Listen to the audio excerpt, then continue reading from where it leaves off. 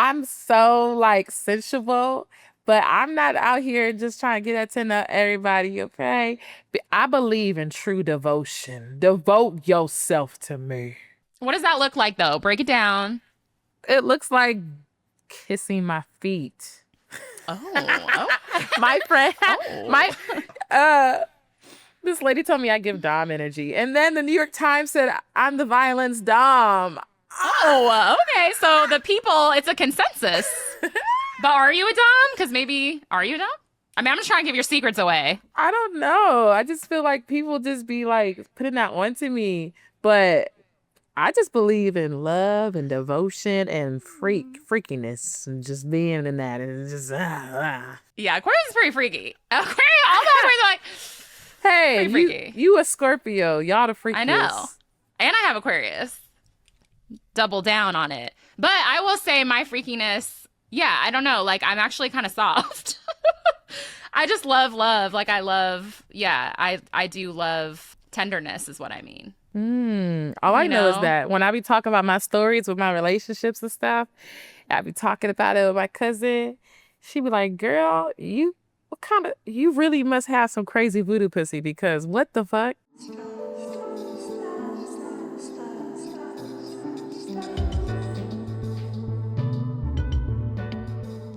Welcome to Stars and Stars with Issa. This is the show where you look to the stars above with the stars below. I'm Issa Nakazawa, your host and resident astrologer, and in today's episode, I speak to violinist and singer Sudan Archives, whose new album, The BPM, just came out. In this album, Sudan takes on the role of Gadget Girl, an alter ego who, in Sudan's words, helps her navigate life with gadgets to become a better partner. The record showcases all the different sides to herself, whether it's silly, sexy, or even nerdy, which speaks to her trickster Gemini rising. In our conversation, Sudan shares what she's looking for now in a partner, and spoiler alert, she's got standards. So without further ado, let's get into the episode. Sudan, welcome to Stars and Stars. You're my favorite. I can't. I can't out with you. I have been a fan for so long, so yeah, it just means a lot that you took time to join us in the cosmos today. Thanks, no problem. I'm always down for like a trippy interview. Before we dive into your chart, like, do you have a relationship to astrology? You have a pretty, like, cosmic chart, so I'm just curious if you've gotten your chart read, like, what is your relationship to the cosmos? I haven't really gotten like a full, thorough shebang, like what's about to happen today. But I know that I have like an Aquarius stellium or something. I know that I thought Aquarius this whole time was water, but it's actually a water barrier. Yes. It's an air sign, but a water bear. Yeah. Right. I thought it was a water sign this whole time, but I'm not, right? It's air. But did you relate to that? Did you relate to the water more than the air? Yeah, because I have a jellyfish tattoo. Ooh, I love it. I love it. You're like, I'm so coy. It's just my jellyfish. But I am afraid of I cannot swim, so that actually makes more sense that I belong in the air flying because I'm Yes. obviously like gonna drown if I'm in the water. And you deal in vibration, which is more an air sign Oh, element. that's cool. Like the string vibrations. Yes. Transmitted through the sound waves. So there is a lot of air in your chart, but you do have a water house. So we'll get into how your star map is a collaboration of elements and superpowers and how it all kind of adds up to a lot of different multitudes that you contain within you, which I feel like is very on brand for all of us who love Cool. Sudan Archives. So let's dive into your big three. So you are an Aquarius sun, and you do have a lot more Aquarius, but you're an Aquarius sun, a Virgo moon. So we see some earth there. And then we see more air with your Gemini rising. So let's start with your Gemini, because I feel like it actually is really suits and explains or like helps understand a lot of your work and how you move through the world. So all of the signs have a modality, and the modality helps us understand the way of being and orientation of each sign. So Gemini is mutable. It's the first mutable sign of the zodiac. Mutable signs transition the seasons. It's helpful to think about it in the context of nature. And they're the shapeshifter signs. So they're shepherds of change, and they are here to be both and, but also just the multitudes that exist and reside within us. And the planet ruler of Gemini is Mercury. Mercury is the planet of communication. It's how we process, think, and engage. It's very fast, and throughout planetary mythology, Mercury is always the trickster. I wonder if you could tell me about like the different versions of yourself personally and musically, and like which sides of you feel like are coming out through this new album, the BPM, and just in general in your life right now. Like, what are the sides of yourself you're excited to explore? Yeah, so this theme of the album is about when Gadget Girl takes over my life and helps me navigate life with gadgets to be better, to like be a better relation, to be a better partner, to like work through relationships better. So I feel like with this Gadget Girl theme, it's like a way to showcase all of my different personalities that I've never showcased before. One, because I was figuring it all out in front of everyone and I was too shy to show all those sides. Two, well, it's the same thing. I'm just more confident to like showcase all my personalities. And I'm also like more, I guess, just giving in that way because I didn't want to showcase them all because I wanted stuff to myself, you know? Yeah. But basically, with the Gadget Girl, it's like after this specific song in the album, when I take the bite and let her kind of take over, she starts being like these dramatized versions of myself. So it's like gives me an opportunity to show like the silly side with Pac-Man. Okay. Yeah, it's just a bunch of songs that kind of like showcase each personality. But I think there's like a silly side of me. There's a really nerdy side of me. And there's a really like sexy side of me. And those are coming out more. I feel like I was only really giving out like, I felt like my music is really nerdy. I was only giving out maybe, I don't know, just like this prestigious seriousness thing to people. Like, oh, she plays the violin. Like, you know, like I may have came off like psychedelic and with the genre bending effect, but I feel like overall, like I wasn't really like showcasing my personality as much, which is very, very silly. Yeah, is there a side like the sexy or silly side that felt more difficult to translate and share with your audience? Like, was there a side that felt a little bit more like, oh, I'm a little shy with sharing that part of me? I think it's the silly side. That's why Oh, so like when Pac-Man came out, like I'm on Stone's Throw Records, so I feel like a lot of yeah. people that are into Stone's Throw are like super like what do you call it? Like stands of like a The specific heads. sound and like Yeah. yeah. And like I'm not really like a boom bap, producer. I'm not really like my sound doesn't necessarily like I don't think blend well with like what's been done on Stone's Throw as far as like, J Dill and Madlib. Like I feel like Yeah. I don't know, we all sound different, but I feel like when you are a Stone's Throw fan, you are expecting a certain sound, if that makes sense. So when Yes. Pac-Man came out, I just think it's just too ignorant in a way. Even in a way where it's just a stupid ass song. It's just like almost like a I joke. love it. Yeah. Yeah, when you are that silly, you're disruptive almost in a way because you're like poking at like, you know, you're poking at a way at the world and people are looking at you like, you can't be like that. You gotta be good at, you gotta do shit down and dance. Just be who we want you to be. Just play the fiddle. It's like, no, I'm actually like about to make a brainless activity song right now. Absolutely. I was just in this session on the trickster archetype led by this Lakota elder, and they were sharing that the trickster's main tool is humor.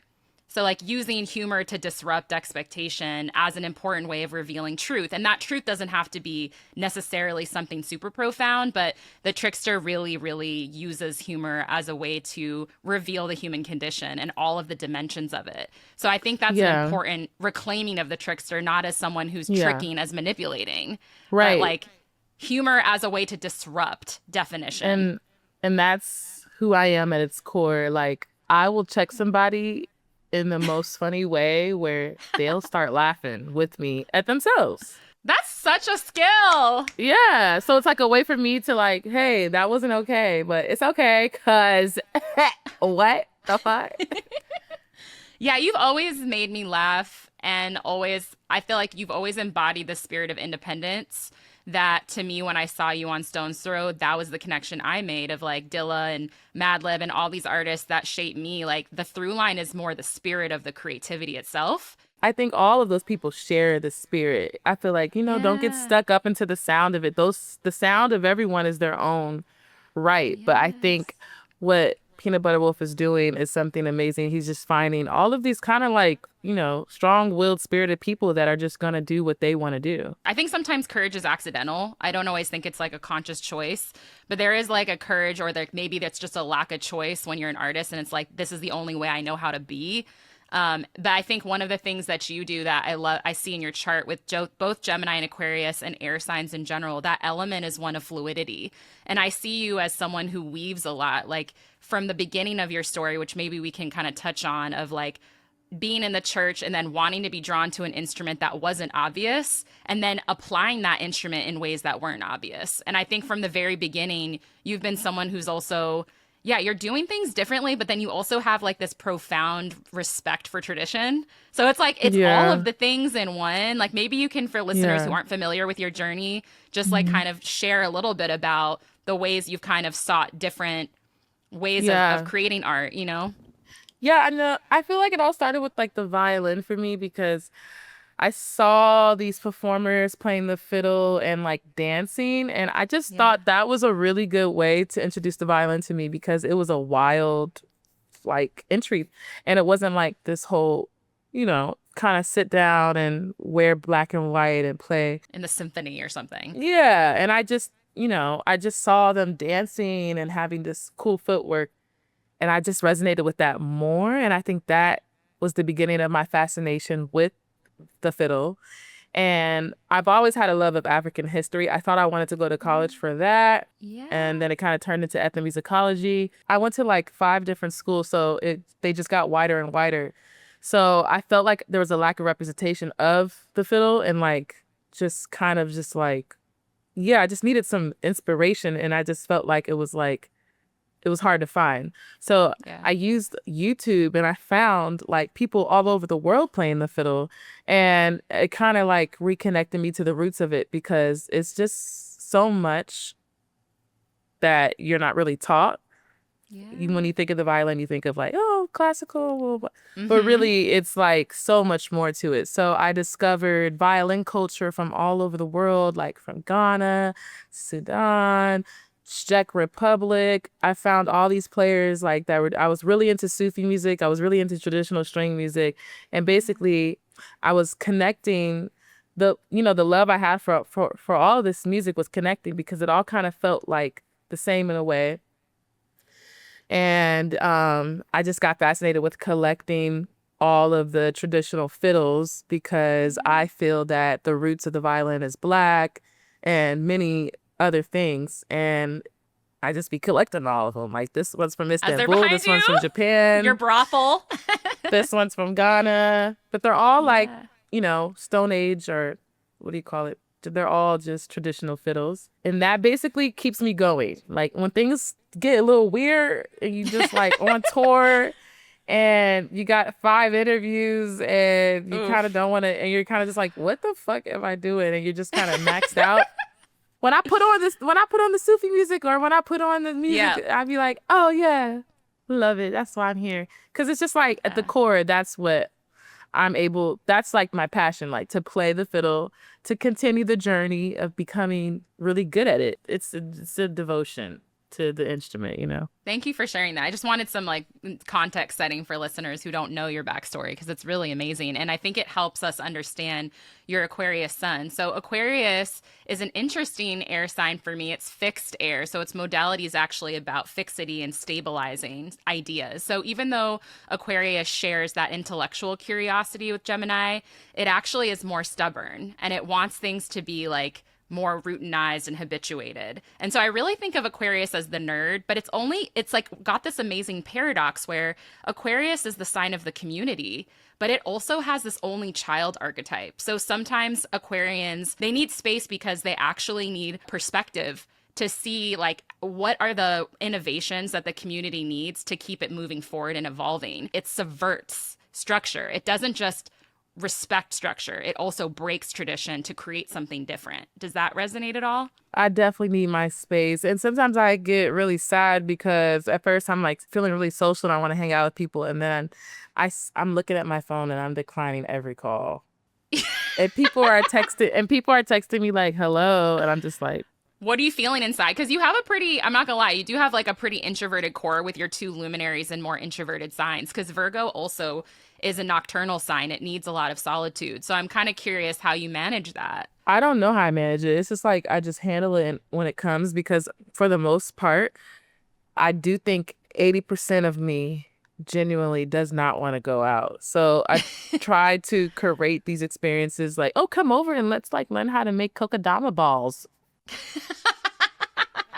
I try to like do things like that because I am naturally not trying to go out as much. But then part of me, 20%, is ready to go experience like experimentation and go to like a show that I think is really cool. Yeah. It's kind of hard dealing with that because I think people might consider me being flaky. Right. Well, you were also mentioning earlier that this album does involve some reflections on Gadget Girl as it pertains to your relationships. Like, can you share things that you've learned and reflected on maybe how you want to show up differently in relationship or what your needs are in relationship as it pertains to like that closeness and intimacy and that freedom? I just need to let people know that I'm going to sometimes go away for a bit. But when I'm there, I am giving my 150%. And I feel like most people don't even give 100. That's true. That's actually, I don't know about most people. That might sound entitled. But my You're friend just saying told you're me present. that. My friend Sam told me that, so I'm quoting her. That's how she feels based on the people that she knows in her life. I don't know, but I love that you're kicking it to her. You're all, I didn't say it. Samantha. You know Oh who my you God. are. Oh, not the name. That's amazing. We're not even going to cut that out. Samantha, we're going to let that rock. But what works for you too then? What compliments you? Google Calendar. Stop. You're such a clown. That's really freaking weird to say, but look, if we put this in the Google Calendar right now, I'm gonna stick to it. Cause look, my mind is crazy. I want to be here for you. You just gotta, we gotta use a calendar. Yeah. I'm also laughing because that's very Virgo moon because Virgos need their structure. It's your one earth sign. I feel like it's really the bridge for you because your moon is like so personal. It's also your body. I feel like when you have a Virgo moon, you definitely need your plants. You need these like bridging embodied rituals or else your air would just take over and you would feel really disembodied and disassociated. Mm-hmm. Have you dealt with like, yeah, how, like, I feel like, do you have those kind of rituals or embodiment things Yes, I have to clean like 3 times a day. Like my place has been the messiest it's ever been because my cousin came to visit, but I am obsessed with like cleanliness and like it's a part of my ritual. And guess where your Virgo moon is? It's in the 4th house of home. Oh, I'm a homemaker, homemaker. Don't you feel it how when I wait on ya? Yeah, make sure they hear it. I just remember when you were calling yourself or someone was calling you a bedroom producer and I was like Virgo in the 4th. Virgo in the 4th. Because the 4th house is like everything in astrology is symbolic and literal. So the 4th house is like roots, lineage. It's this deep placement that connects you to your ancestors. And it's also literal. It's also like where you're at, your home, your residence. So if you have prominent 4th house, your home is like a very important place where you feel safe. Home decor and like the vibe is so important. Like all I play is like ambient music all day. And people will come over here and be like, is this all you play? And I'm like, oh yeah, you want to hear something? What you want to hear? Another like just like kind of on the nose connection that I thought was really dope is that your name is Sudan Archives and the 4th house is the house of the archive. And so I was like, wow, that's so beautiful that Sudan's moon. And it's interesting because you were initially calling yourself something moon. Sudan moon. Sudan moon, right. And then then I changed it. Well, my mom called me Sudan because I was about to name myself Girl Tokyo or something. I don't know. Which I loved. But I'm Japanese, so I was like, oh, hee. Because Tokyo black moon. Black people think they... But... Black people think they Asian, girl. They be all like... But then everyone thinks they're black, so it's like, I know, right? But I am from Ohio. I feel like people think that when I say Sudan, they think I'm from Sudan, but it's like, no, it's just like India-Irie. It's kind of like, But the connections were crazy because the moon is like one of the placements of the mother, and then your mom named you, and then you almost named yourself. Which is even weird because, and then my mom named me Sudan, but then Sudan's violin culture goes crazy. And I was like looking up all the violinists that I love from Sudan. And then I was just like, that's really interesting. And then that led me to this house violin. And then that kind of clicked something for me. And then Sudan means land of the blacks in Arabic, and then archives means history. So I'm like, I guess it just means my history. Didn't you also have a teacher who introduced you to some of these contexts? Who I feel like there was a video of you in a violin shop when you went back home, and I forget his name, but he was like also instrumental, no pun intended, in like learning how you could also like freak the violin with pedals and loops. There was a violin shop because you could rent a violin for like $10 a month. So I went to so many different schools and I didn't have the orchestra there to learn, but I kept playing in church. But I was still renting the violin and messing around with it. So the guy that originally came to the school to get people to play violin, I remember he had like an electric violin with a loop station, and his name was Paul, and he owned the shop Barak Violin Shop in Cincinnati. So when I saw that you could connect it with chords to the pedals, girl, now I got like Oh, show 50 them. pedals. I have like all these pedals. But I put the violin through all these pedals. I have like 50. And this is how I create like all of these textures with the violin. I can make it sound like a bass. I can make it sound like a drum. I can do all this stuff. Wow. It modulates it. Yeah. Yeah. It's just so interesting because Aquarius is really, really associated. You have a stellium, you have so many planets in Aquarius, and Aquarius is like the sign of technology. And I thought it was so beautiful because when I first got introduced to It is? music, yeah, that's what it governs. So you're the two planet rulers in the traditional system. That just is governed by Saturn because the planet Uranus was discovered much later. So that's why Uranus is one of the planet rulers of Aquarius only in the modern system. When they talk about Uranus, they often talk about technology. It's very literal. They talk about your computers. And remember during Mercury retrograde, they talk about how everything goes wrong with communication because your planet ruler, Mercury, is the planet that governs technology. So your whole chart is Gadget Girl, essentially. Whoa, that's so cool. And your Aquarius sun also sits in the ninth house. And the ninth house in traditional astrology is known as the house of God. And it's the pursuit of philosophy and higher education, or the pursuit of wisdom through multiple traditions. I always call like the ninth house in Sagittarius energy like existentially promiscuous. Like it's more interested in learning and kind of tasting all the different cultures and languages, as opposed to a fixed sign that's like me. I'm a lot of Scorpio, and Scorpios love going really deep on one thing. God. I like a Scorpio right Yeah, now. I have as much Scorpio as you have Aquarius. Like we Really? have, yeah. So we both have I a lot like of that. Scorpio energies. What do you like about it? They kind of woo-woo-y and sexy. I'm an astrologer. They're like woo-woo-y, but like, but keep it but sexy. like But show a the freak. shoulder. but yeah, I like that because it's You know? like, because I feel like I'm on a spiritual journey, but for some reason I like express my spirituality like it's very personal to me, so I don't really like put Yeah. it out there like that, but I try to sprinkle bits of my spirituality in music. But Scorpios are just like, I'm spiritual, all of you need to know, but I'm a freak. Well, thank you. I feel seen because you'll never see me in like a boho outfit. You know, when you have the sun in the ninth house, there is also a strong connection. And you have, you did grow up in the church. So I'm kind of curious, like, how you would say that influenced either. One thing I will say as an outsider is like realizing that musicians who grew up in the church have a certain rigor in their practice and like in their Yeah. approach. So I'm just curious, like, how you would say, if at all, the church influenced how you approach music. And then what is that spiritual journey you feel like you're on right now? I learned violin in church. I learned how to play like by ear. So it was very like you had to be in tune with the spirit to even know how to get a good note out, because we're not going off of like technicality. Because, I only had a couple lessons on how to hold the violin and stuff in school, and then we moved.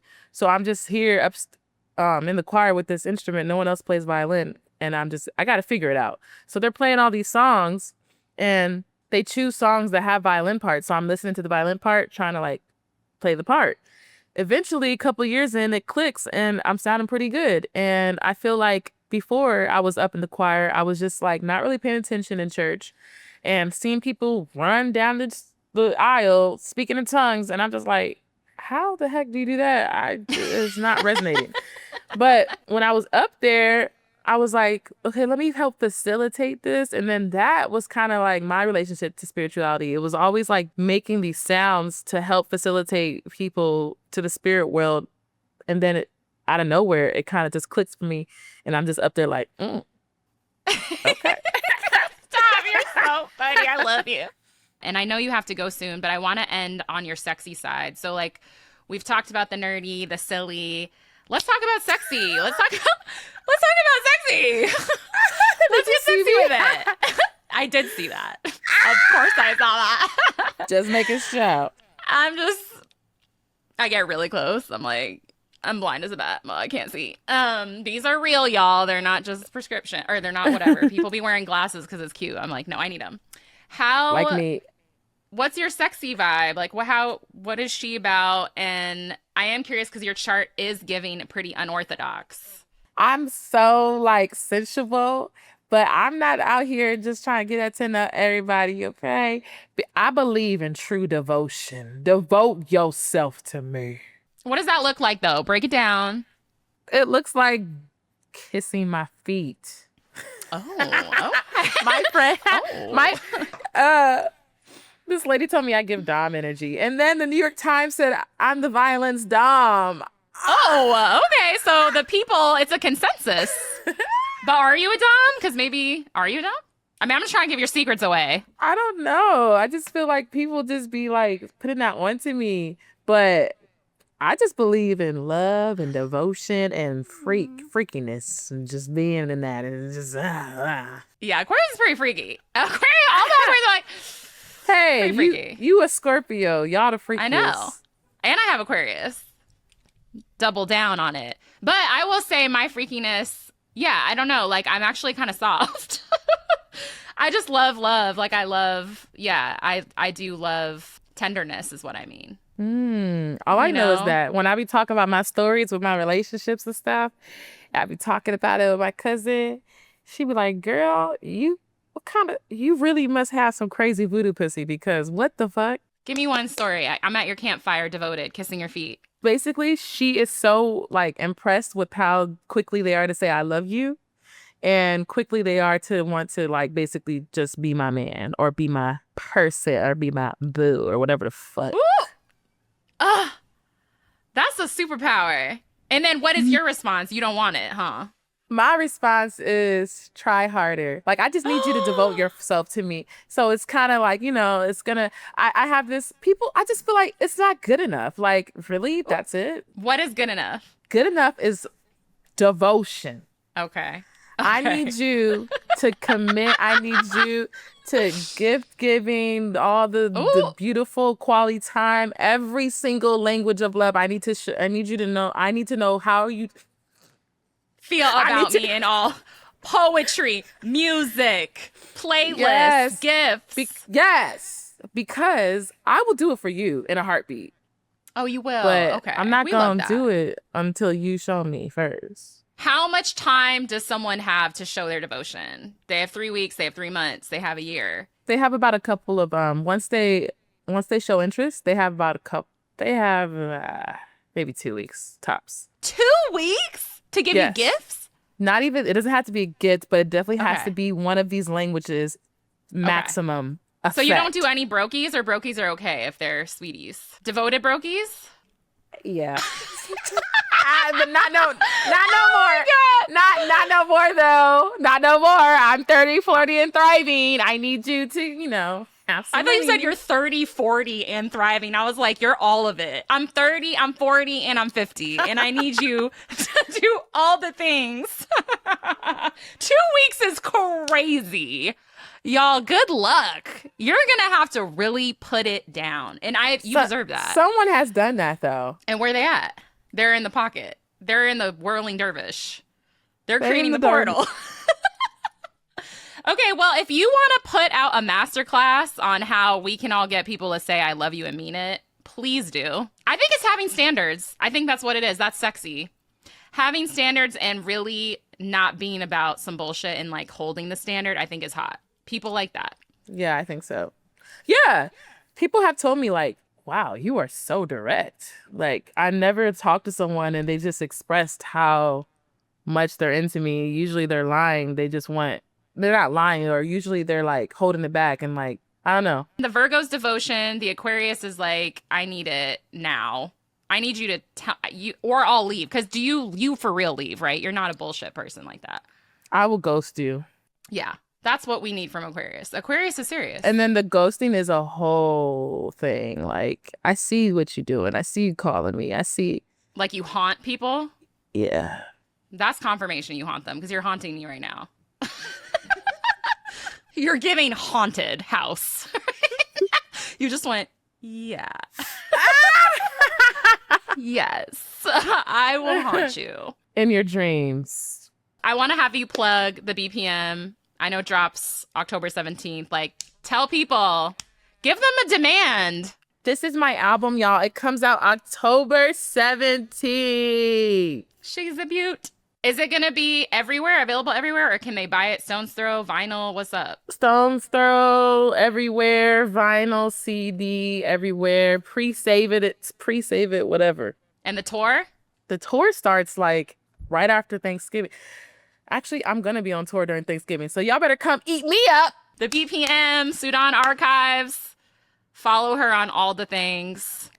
And she probably 80% of the time won't want to talk to you. But 20% of the time, it's 100% of the time. And it feels so good. It's gonna be like, y'all, you're gonna be like, dang, I've never felt this good. That was Sudan Archives, who is an Aquarius sun.